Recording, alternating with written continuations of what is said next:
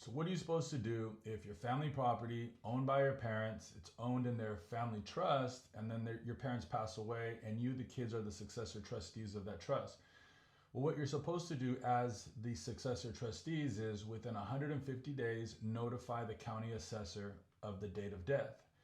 And the reason is that once that final trustee is deceased, the property does become reassessable.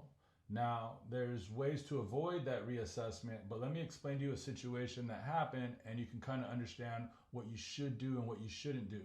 So in the situation that came up recently, the parents owned the property in the trust. The mother, who was the last surviving trustee, passed away in 2022. And now 2025, the kids are wanting to sell that property.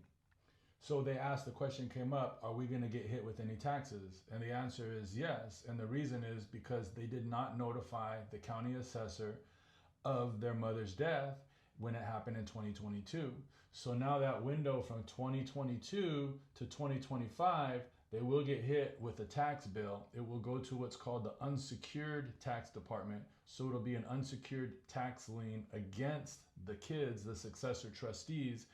And so they can go ahead and sell the property. The property will get sold, but eventually they will get a bill. And the way that that bill is calculated is the county assessor will look at what was the current market value at the time of death of the last trustee.